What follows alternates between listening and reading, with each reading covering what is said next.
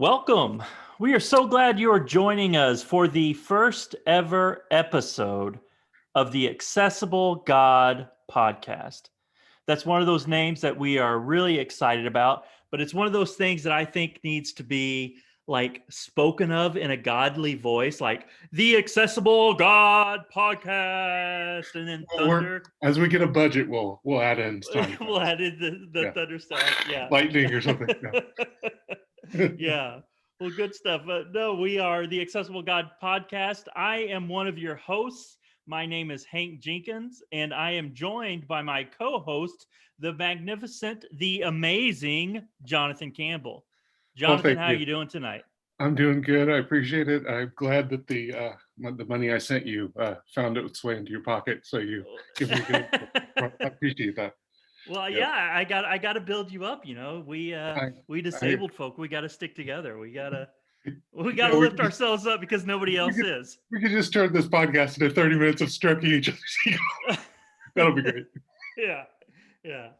Well, yeah. We're excited. We're excited to get this started. This is something that Jonathan and myself have been talking about for a while, and so we're gonna get started. Well, first of all, let me say what organization we're with. Jonathan and I are co-chairs of an organization called the Association of. Let me make sure I get the title of our He organization doesn't know right. the organization. That's a big problem. Yes. No, we are co-chairs of an organization called the Association of Ministers with Disabilities of the United Methodist Church. Yep. We are an association, just like what the title says, of ministers who happen to have disabilities, and our goal is to advocate for people with disabilities within the United Methodist Church, but not only the United Methodist Church, but all churches. And we seek out to educate leaders and people within the church about the needs and abilities and justice issues around disability. And we also are a gathering place for people with disabilities who are in the church to come together and support one another and lift one another up in that. Is there anything I'm missing about our organization, Jonathan? No, I think you did a good explanation once you got the name of the organization down correctly. It's always good when you know the name of your organization. We Probably recently good. went through a slight name Yes, change. That's yes. We why. went to a night, so we won't throw Hank completely under the bus. We recently changed our name, and he got confused. So Yeah, exactly. Well, let us just start out by telling you a little bit about what our podcast is about. So, Jonathan, what do you see that the Accessible God podcast is all about? for me, to me, why I want to do this is because I think it's valuable not only for me but everybody to look through the lens of disability and examine the Bible, faith, life, and that's what I'm really hopeful to get out of this, is actually to do some of this work myself and hopefully bring the audience along with us. Yeah, yeah, and I agree. I think our organization has been around for a while. Jonathan and myself have been the co-chairs of it for about 2 years now. But we see within our organization and within the church overall a need to get word out about what the needs are and about disability, but also how disability relates to faith and faith issues.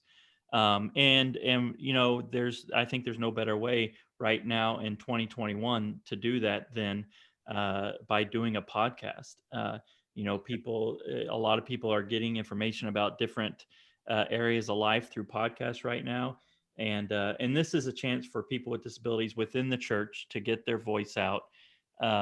And we want to be that. We want to be a voice for people who have disabilities within the church to be heard about what their needs are and about what their ideas of faith are, what their ideas about how they see themselves in the creation of God, and how they fit into the body of Christ, and the community of the church, not just as people to be ministered to, but people to be in ministry with, Yeah. and people who are really looking to change the world for the kingdom or kingdom of God, whatever Yeah.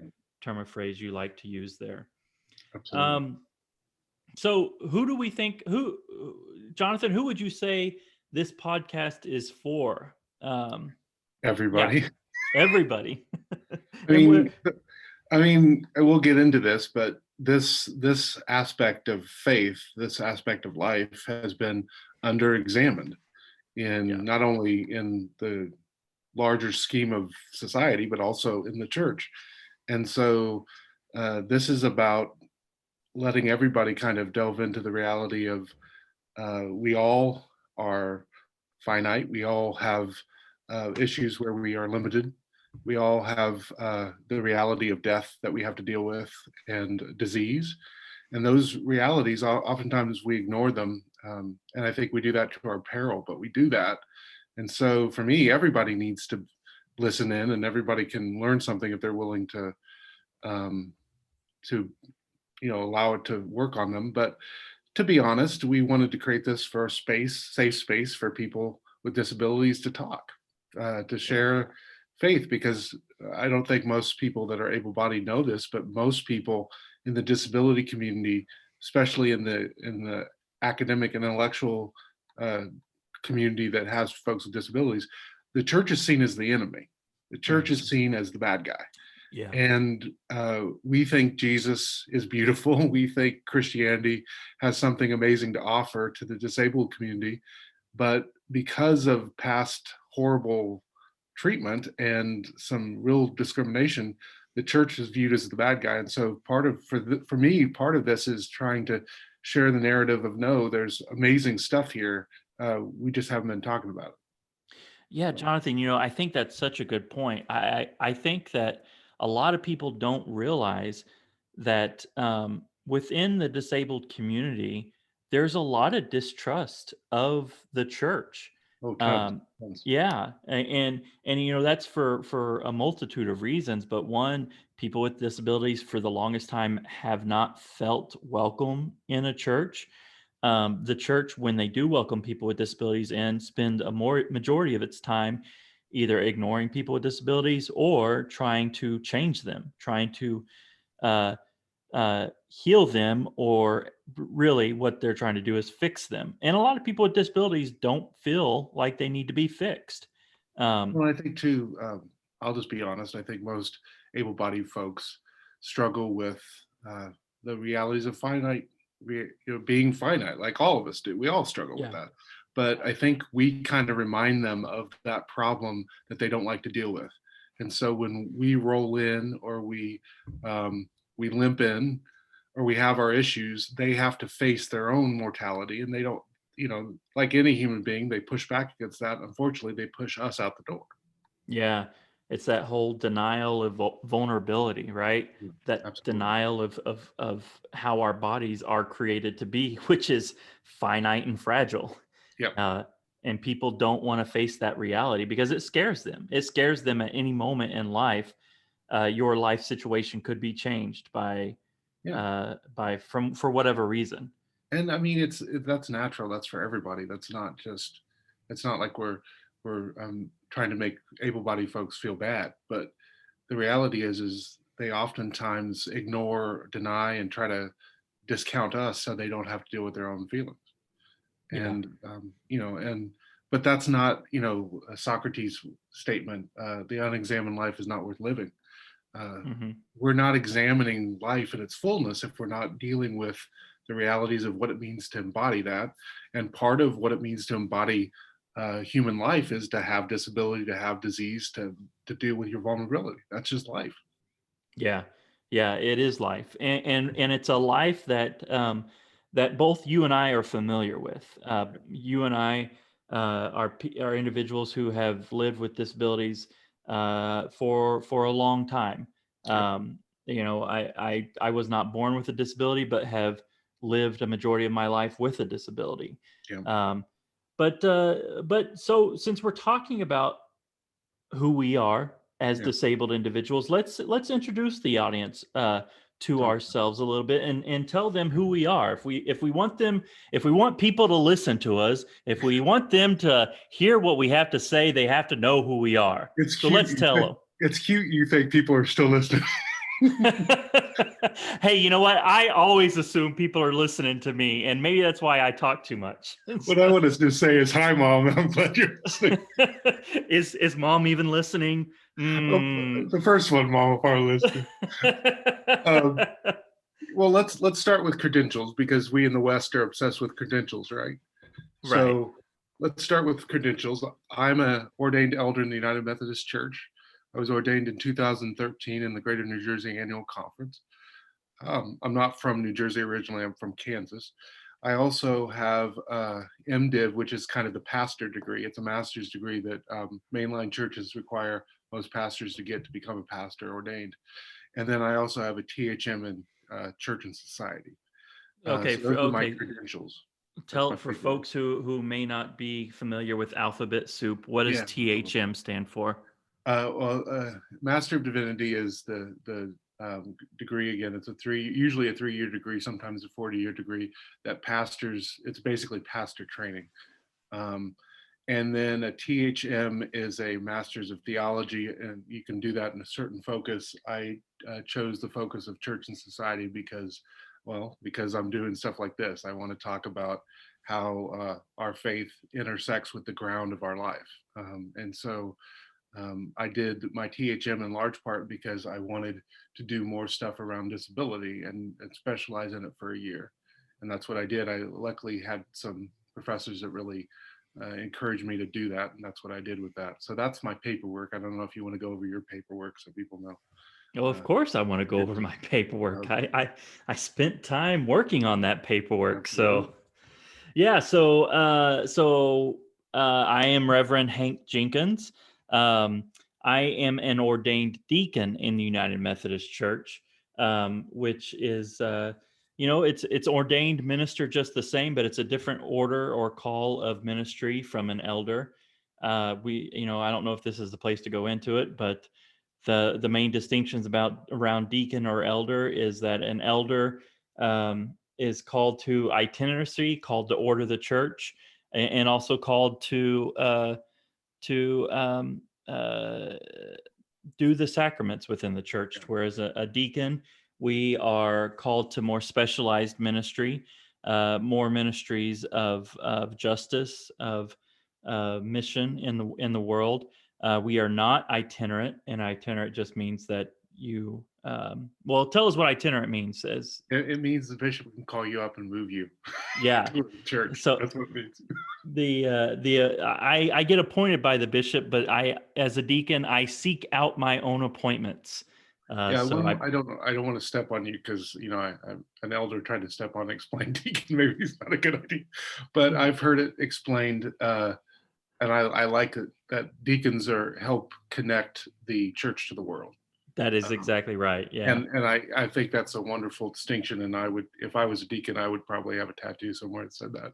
Yeah. Um, yeah, And I think it's important that deacons and elders are supposed to work together. absolutely. Elders help the church realize where their mission is in the world, and Yeah, deacons help point the way towards that mission out in the world. I like that. Uh, That's a good description. yeah. Um, Um, I currently live in Knoxville, Tennessee. But my ordination is out of the Missouri conference. Um, and that I worked there and was ordained in the Missouri conference for 5 years. But to be honest with you, as a deacon, we have some freedom to go and do what our ministry calls us to do. And so right now, I'm not currently appointed in the church. The main focus of my ministry is around disability ministry, and so I do that as one of the co-chairs of AMD. I also do that through uh, currently I am working on my doctorate of ministry through Wesley Theological Seminary. more And credentials. I'm sorry.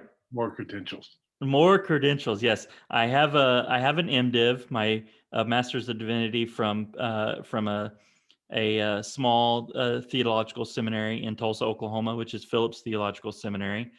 It's from our Disciples of Christ brothers and sisters.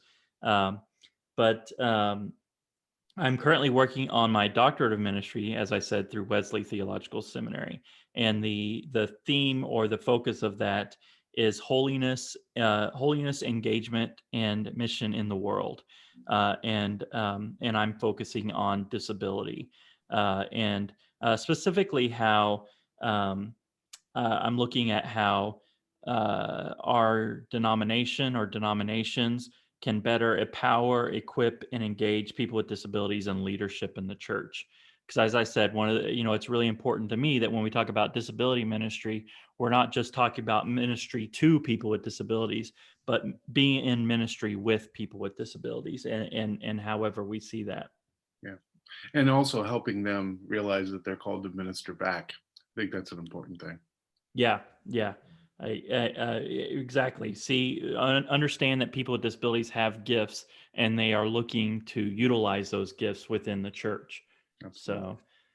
So that gives you a little bit about my background. I apologize. I feel like I kind of jumped around there a whole lot. Um, but yeah. Now, Jonathan, have you always been in ministry in the church? Well, I've been, before I was doing this, I was doing advocacy work for a trade organization that served people with disabilities for a few years. We couldn't use the term, but technically I lobbied folks in New Jersey's. I don't know why I made air quotes. I just made air quotes on a podcast. That's how new to this we are. I'm making Yeah. air quotes on the podcast. Talk about not knowing the medium. But yeah, I did advocacy work around housing, accessibility stuff in New Jersey, and also worked to get better treatment for what's called direct support professionals, people that work to care for people with disabilities. So I did that for 2 or 3 years, but then since then I've been doing church work. Yeah. So I guess another thing that we should explain is we both have disabilities. Right, which I I think are the most important credentials for us for Absolutely. this. Yeah, the reality is that's the most important credentials, and especially for folks with disabilities, it's important to know that we actually are speaking from a viewpoint of disability. That doesn't allow us to speak for everybody, but it does allow us perspective in this. I think is important. So I have cerebral palsy that affects my left side of my body. I'm a lifer. I've never not been disabled. Um, and I also have significant learning disabilities. So I have what would be a cognitive or intellectual disability in Europe. We call it learning disability here. Sometimes it's referred to as an invisible disability because you can't see it, of course. So once I did a lot of testing, and someone said that in the 40s or 50s they would have called me phonics deaf, which means I can't encode or decode words very well. So every word I know how to spell, I've memorized. So reading and writing is sometimes it's laborious for me, and of course, as you can imagine, it impacted me throughout school and schooling. So those are my disabilities. I don't know, Frank, if Hank, you want to speak to yours? Well, I appreciate that you almost called me Frank, I but know, I know. I don't know why. I don't know why I called you Frank. I'm sorry. I actually know who Hank is. we are good friends. We like hanging out. Yeah, So, yeah. I um, don't know why I called you Frank. I'm sorry. no. So my disability is that I am a paraplegic, which paraplegic means that I am paralyzed from just below the waist down. Um, I am not a lifer, but I was in a car accident whenever I was 7 years old. Um, I'm a 40-year-old man now, so I've spent most of my life using a wheelchair. But I was That's in a car. Go ahead. I just want to, because that's a big distinction for folks who are able-bodied that might be listening to us. Please stop using the term uh, bound to a wheelchair. Please use Yes. wheelchair user, because it allows. I mean, Hank can speak to this, but allows him to access the world. It's not a bad thing. So No, and people who use wheelchairs will tell you that our wheelchairs are a source of freedom. They're a source of mobility. There's Yeah, nothing binding about it. And you know, that's an interesting thing that yeah, thank you for bringing that up, Jonathan. It's stop using bound to a wheelchair or yeah, confined to a wheelchair, because it's not confining, it's not binding, it's very life-giving, very freedom-giving, yeah, and it allows me to get out into the world. But I've used a wheelchair for 33 years. As I said, I was in a car accident in the late 80s. It was an era in which you know, seatbelt use wasn't as enforced as it is today. And I happened to be in a car with my aunt at the time, and we were in a car accident. Neither one of us were wearing our seatbelts. And I and the interesting thing about my accident is that I have a bruised spine. My spine was never broken, or you know, what they would say is it's a an well, I'm trying to make sure I have the terminology right. It's an incomplete injury, which means the spine wasn't broken. So what happened was where the impact of the injury is on my body, the spine around it, my body swelled up and damaged all the nerves that go from my brain down to my legs, and so it prevents me from being able to feel or move anything from just below the hips down. Those who are interested in, you know, those with spine injuries, we always ask, what level is your spine injury? Mine is at the T12 level on the spine. Um, so it's pretty low down on as far as spinal cord injuries go. I still have a lot of mobility in my well, I have complete mobility in my upper body, but not able to, like I said, move or feel my legs. Um, but yeah, that gives you some of my background. But you know, this injury, I have not always. Well, one, I have not always worked for the church. You know, in church work would have probably have been the last thing for my mind for many years. I actually my undergrad degree was in journalism, and my first career was as a it was a short-lived career, but my first career was as a newspaper reporter at a newspaper in Oklahoma City, um, and I did that for a short period of time.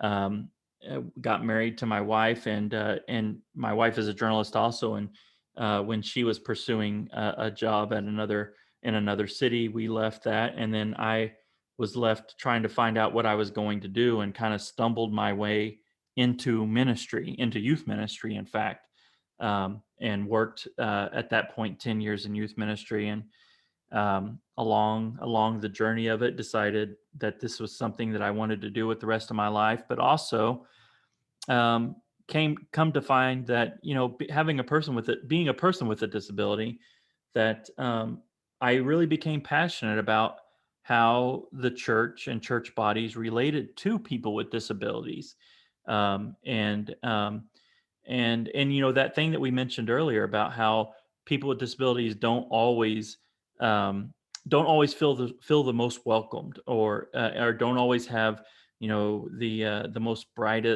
they don't have the brightest view of the church.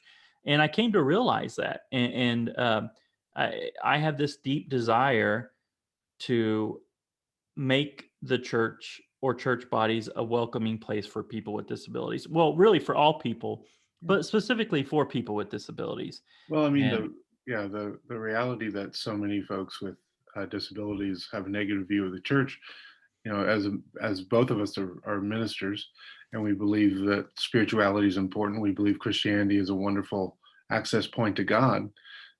We don't want to deny that to folks just because the churches have been jerks.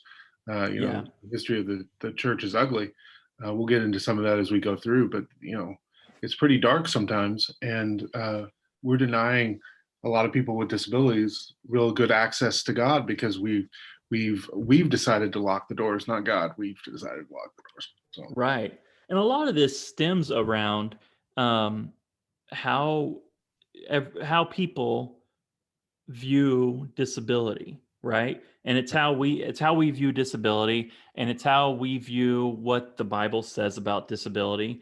yeah, And And all of that, in turn, affects how we treat people with disabilities, right? Right. And some of that, it makes for not the most welcoming of environments. And so that gives you a little idea of why I'm passionate about this area. Yeah. Um, and I really, I want to help people within the church have a better understanding of disability, how to react to people with disabilities, or how to be in relationship with people with disabilities. But as I said, also, I want to make churches safe spaces for people with disabilities, places that they can feel welcomed, that they don't feel like outcasts, that they don't feel ignored, and pushed to the margins And they can of share their gifts. They can, exactly. yeah, you know, Exactly, um, and that they can see themselves, and this is the most important thing of all, that they can see themselves as beloved creations of God, yeah, right? they can know what is actually reality. You Right, know, what we do doesn't change the fact God loves them. God loves them. Period. right, But for a lot of people with disabilities, they don't know that. They don't see that because they have felt like churches, um, that they're only good enough if they don't have the disability, or right. that their faith isn't strong enough. That those kind of hurtful, painful lines that people don't think about when they say them, and they don't think about how it hits people. Um, and so you have a lot of people with disabilities that just don't feel welcome, and people even that wouldn't define themselves as people with disabilities. I know people that are dealing with cancer. I know people that are dealing with other diseases that don't feel welcomed in a church because they feel like the pastor or the church is telling them, because you still have this problem, because you walk in the door and out the door with this issue, God doesn't love you, or you're doing something wrong. Because if God really loved you, you wouldn't be sick. God really loved you, you wouldn't have this issue. Um, or because you have this issue because of sin, so something happened. And even if that's not said directly to their face, sometimes when we don't unpack this stuff, we don't unpack these stories, we don't unpack our theology, and we don't think about it, the reality is that's what we say, whether we think we're saying it or not. So, Exactly. Exactly. And it's that whole idea of what are these stories saying and where do we get those ideas about disability?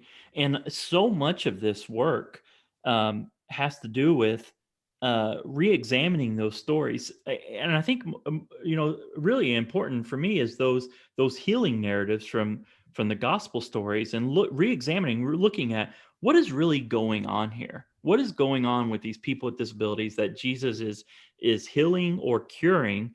And what is he saying to them, and how are they interacting with those moments? And what is he yeah, doing? I'm right. Well, Yeah, I mean, I'm going to preach about it on Sunday, and I've avoided doing it for most of my ministry. I'm really going to tackle it with a church. In a lot of ways, I've avoided it because we completely miss, and we'll get into. I don't know if we'll get into it this episode, but we'll get into it. We completely miss what Jesus is doing and what his profession was, and because we misunderstand it, we've gone about hurting people, yeah, instead of doing what he was doing, which was healing and lifting up people. And so part of why I want to do this is I want to correct and actually start doing what Jesus was doing, because we've right. we've avoided it in the church too long. Yeah, yeah. No, that's a good point. Well, Jonathan, let's talk a little bit about we've thrown this term out there a couple of times, Yeah. disability theology. Yep. A lot of people, you and I, we work and we do a lot of research in disability theology, and Mhm. as such, we tend to surround ourselves with other ministers who do this work. So this is something we have surrounded ourselves in. However, if we are wanting to reach out to an audience that is beyond just that, they are not going to be overly familiar with disability theology. It is one of those it is one of those marginalized theologies that doesn't get talked about too much, Yep. and people just don't know a lot about it. So what is it that we are talking about when we talk about disability theology? I think we're talking about recognizing that, if we're going to take the incarnation seriously, if we're going to take that central doctrine of our faith as Christians seriously, then we've got to take the body seriously, and we got to take people's bodies seriously. And that Mm, means we have to embody our theology. We have to explore what it means to be human and how that impacts our spirituality, how that impacts our whole life. And so disability theology is about re-examining the narratives that we've taken for granted. It's about examining people's lives and putting the text up against the reality of life when you are living with a disability, and then examining where they connect, examining where they intersect, examining where they rub up against each other. Sometimes they do, um, yeah. but being willing to have that conversation where you say, if we're gonna be incarnated people, we need to talk about the bodies. We talk way too much about the soul, talk way too Yeah. much about the spirit, and that's important. There's no question. We believe Jesus was divine, but we also believe he was human. So it matters what it means to be human. And so, to me, disability theology is trying to engage what it means to be human, what it means to be a spiritual human being with a body. What does that mean in terms of how you live your life? And that's why I think it's more than just for disabled people. It's for everybody, because everybody has a body. Everybody has limitations. Everybody deals with being finite. Everybody deals with that stuff. And yet, too often in the church, we ignore it because it makes us uncomfortable. And so we ignore it to our peril, I think, because we're missing out about what it means to be fully human. Right. And disability is a part of what it means to be fully human, right? Yeah. One of the I think one of the faults of the church is, well, faults of just Society. humanity in general, is Yeah. that we dehumanize people with disabilities, Yeah. because once again, disability is something that scares us, or it's something we see as abnormal. Uh, Yeah, I mean, I used to, when I was growing up, I used to say, it almost felt like people could smell the scent of death on me. right. And I do think that's accurate. Kind of, it's hyperbolic, but I think it's an accurate way to put it. Is I walk in the door, and they notice what they view as wrong with me, and we'll get into that language, but what they view as wrong with me, and then it reminds them of their limitations. It reminds them of death. It reminds them of the reality that they're gonna die, and that scares them. I don't think they intellectually go through that process. I think it's just instinctual. I think it's lower brain kind of stuff. I really do. Yeah. Yeah. No, I agree. John Swinton, who is a John Swinton is, for anybody who's familiar with disability theology, he's a an individual who does a lot of work in this field. He in one of his uh,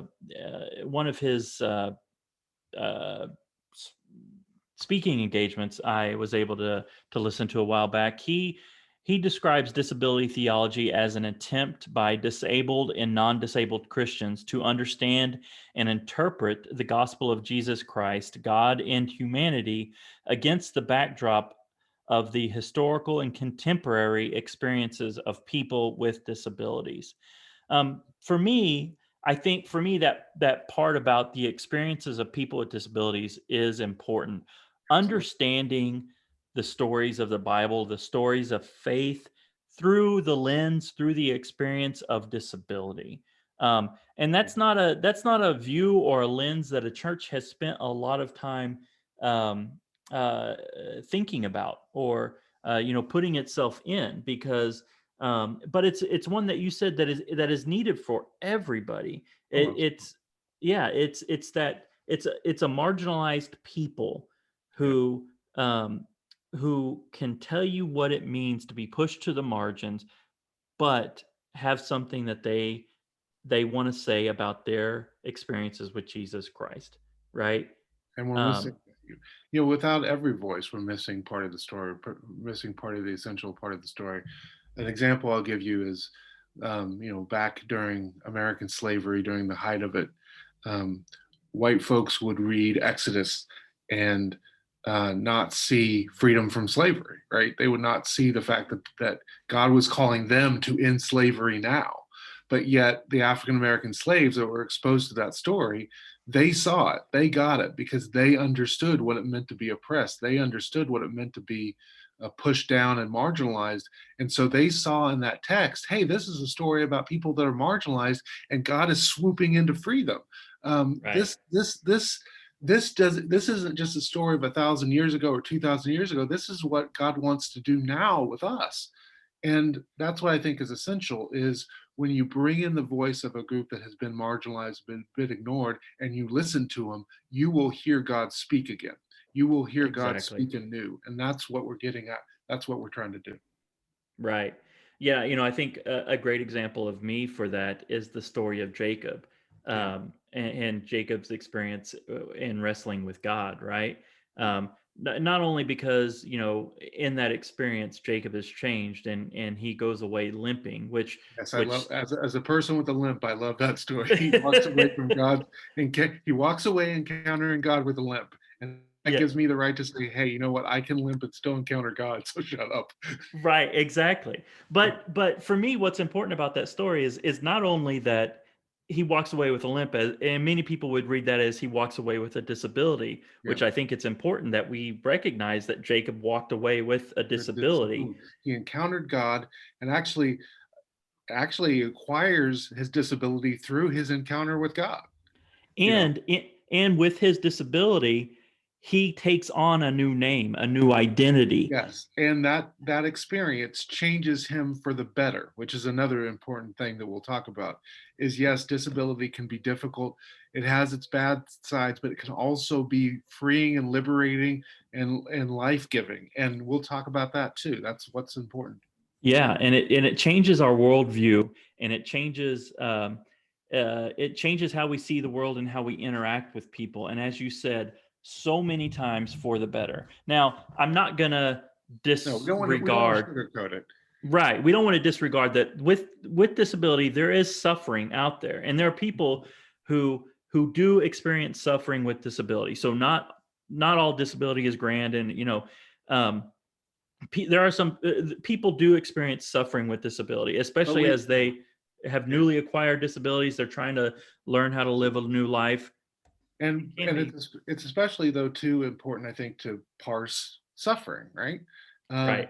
There is, I'll give you an example. As a pastor, I've been, I've been blessed to. I know it sounds kind of weird for people that aren't uh, pastors to say that, but it's a blessing sometimes to be with someone when they're dying, when they're passing, Mm. to be in that moment with them. It can be a very sacred moment. I've been in experiences where the person is surrounded by their family and friends, and their family and friends are actually singing and laughing, and that's how they enter. That's how they enter the next phase of existence. And then I've been in an experience where someone's alone in a room, and all they have is me holding their hand, and that's it. And to me, that's the difference. That's where we need to parse suffering. Yes, dying has an element of suffering no matter how you go.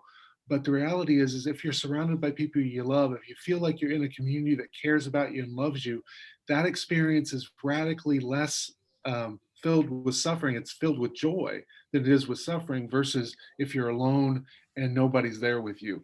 And so that's why sometimes when we throw around the word suffering, we need to peel it apart and talk about what do we mean when we say suffering.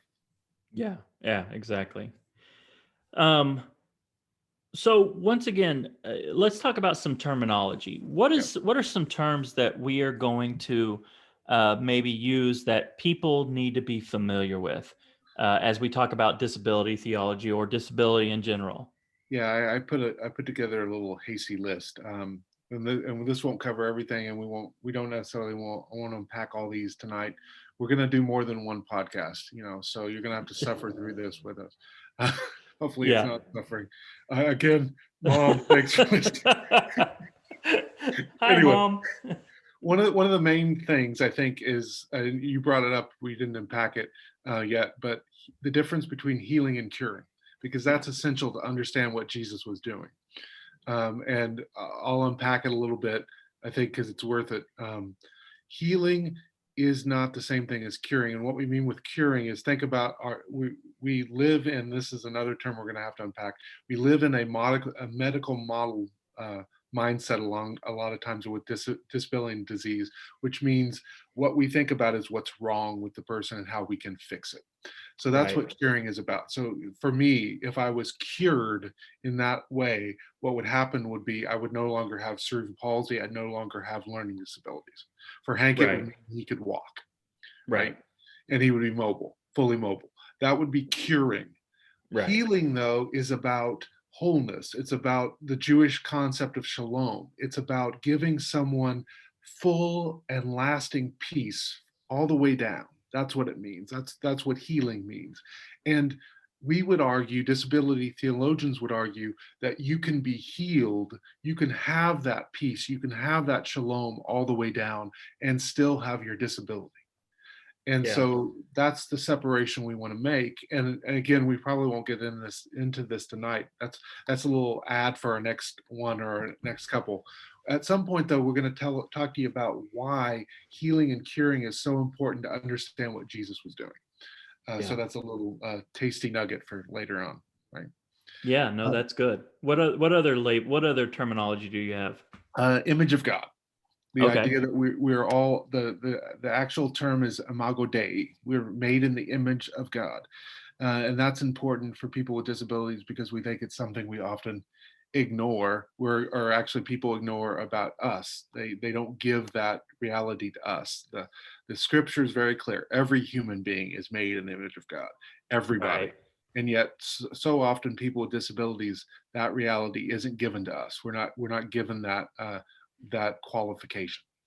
Another term I thought Well, about well, was before you go on to that, yeah, can I just add, yeah, I think we've gotten to the point within Christianity, or getting to the point, especially within, mainline Protestant denominations, that yeah, we can say the image of God encompasses both male and female, and anywhere in between.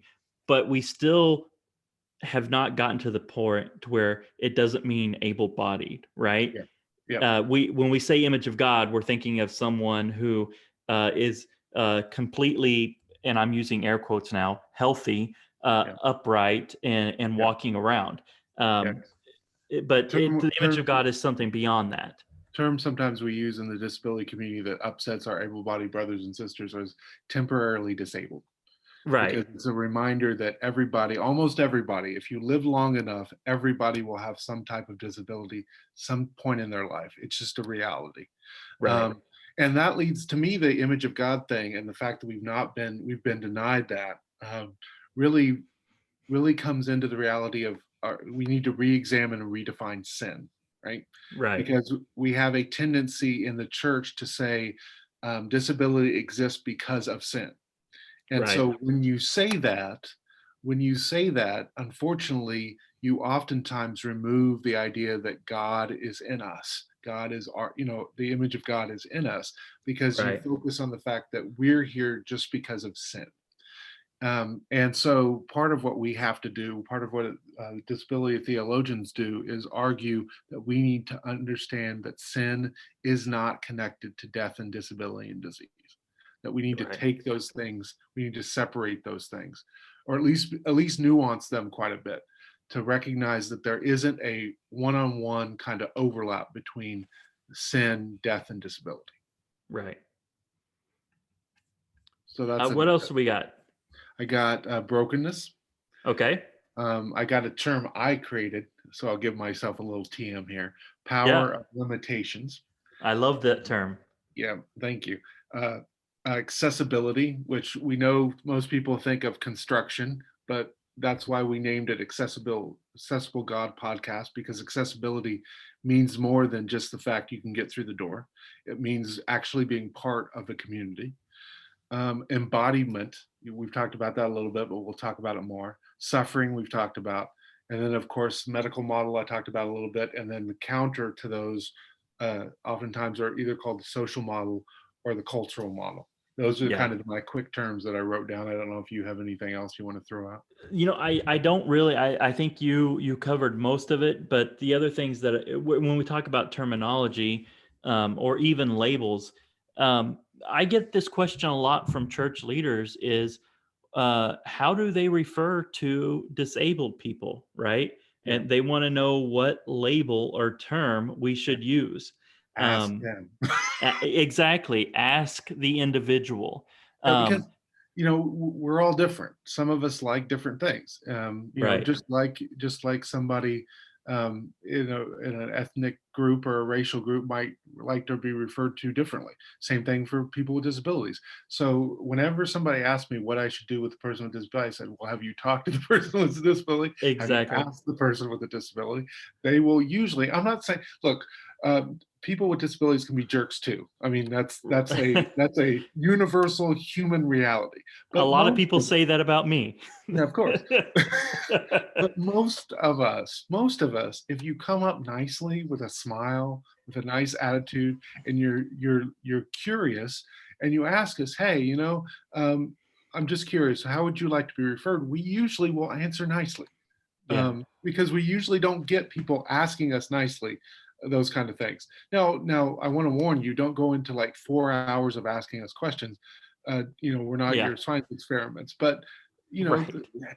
here's a wonderful idea: build a relationship with us, and then those conversations will be a lot easier. Exactly, exactly.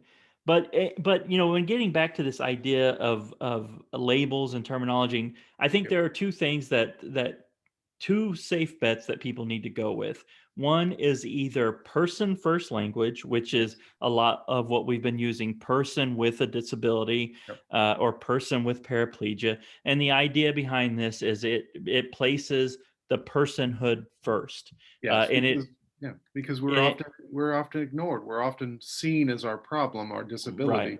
So we're asking you to flip that and recognize Right. we're people first. Yeah. And it emphasizes that personhood within them. The other thing to go with is what's called identity first language, and that is for a lot of us who tend to who have tended to live within the cultural model of disability.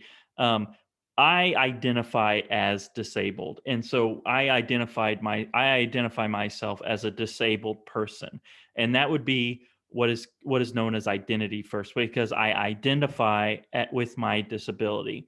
And the reason why a lot of people like myself will go with this is it's an attempt to take the negativity out of the term disability, right?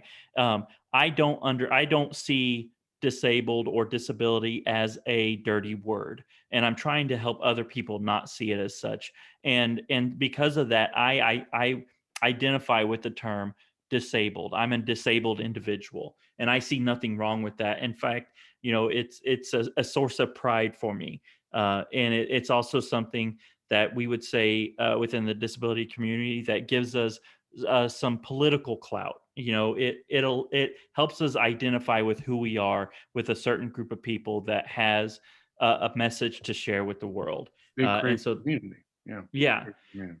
and there are some things that a lot of us disabled folks would probably cringe at. We wouldn't want you to use. There are definitely some terms. There are some terms that I think get thrown around a lot. Cutesy terms or metaphors that you're trying to well, you're just trying to lighten having to use the word disability. And so I've Yeah. heard candy capable. Yeah. Um, Don't do that. don't do that. Um, One that gets used a lot, and there's some mixed feelings about this term, but differently abled. I Yeah. will tell you, I hate, hate, Yeah. hate, hate Not a that fan. term. Not a fan. No. Not a And fan. that again, if someone wants to use that term, and this is another thing, because I've had people do this. I had a doctor once do this. Technically, medically speaking, I had a stroke in utero. Right. That's actually what happened to me. And this doctor told me that's the term I need to use because cerebral palsy is oppressive. Here's the thing. I'm comfortable with cerebral palsy. I get to choose what my label is. Now, it took me a while to realize I had that power because I just like, okay, the doctor told me to do it, so I need to do it. But the reality was, I'm comfortable with cerebral palsy. If I'm comfortable with it, that's what matters. And so it's the same thing. There might be people that disagree with what we're talking about. If they want to go with another term, listen to them. And don't go, Hank and Jonathan, please don't Yeah. do that. You know, Yeah. or I listened to a podcast once. They said you can't do that. Don't do that. Let them define it for themselves. Right. Yeah, Yeah. No, that's a good point, Jonathan. Thank you so much. Yeah, Well, Jonathan, we probably need to get close to wrapping up this of first course. episode, but do we have what are some final thoughts that we might have for our audience tonight or today or whatever part of the day you are listening to this podcast? At some point when you listen. Yeah. Again, hi mom. I'm going to uh, make you a shirt that just says, yeah, "Hi, Mom." hi mom. Uh, the reality is, I think I honestly I know this sounds counterintuitive because we're saying we're going to talk a lot about disability theology. We're saying even when we don't talk about disability theology, we're going to put up the lens of disability to what's going on or what we want to talk about and examine it through that. And so I can just tell a lot of people without disabilities are like, okay, this isn't for me, but it is. The reality is, listen, you will learn something. You will understand your own life, I think, better if you give it a chance. I really do. As much as it needs to start with people with disabilities, we need to lead the conversation. We need to be listened to because we haven't been. The reality is, I really do think, I'm serious when I say I think this is for everybody, and I think this will make a difference for everybody. So I hope whether you're disabled or not, you'll listen to this and you'll apply it to your own life. You'll examine it. You'll run around the ideas we're going to throw out, and because I do think it'll make a difference in how you come to your relationship with God and how you deal with other people. Yeah. I have a good friend who is a disabled theologian with cerebral palsy, and she is going to be doing some work around what she calls well, first of all, there's this idea in architecture, in accessible architecture, called universal design. Yeah. She wants to create a universal theology that centers disability theology, but it goes around, just as you said, Jonathan, this idea that disability theology is really a theology for everyone, and it's Yeah. a theology that makes access to God available to everyone. Hence the name, the accessible God. Making God already is accessible to everyone, Yeah. but we need to help ourselves understand that. Well, Uh, we as human beings get in the way. I mean, I'll be really honest. Why it matters so much to me is I don't think I would still be a Christian without it. I really don't. yeah, And exactly. and so I think it can benefit people in a lot of ways that feel like they've been marginalized in the church.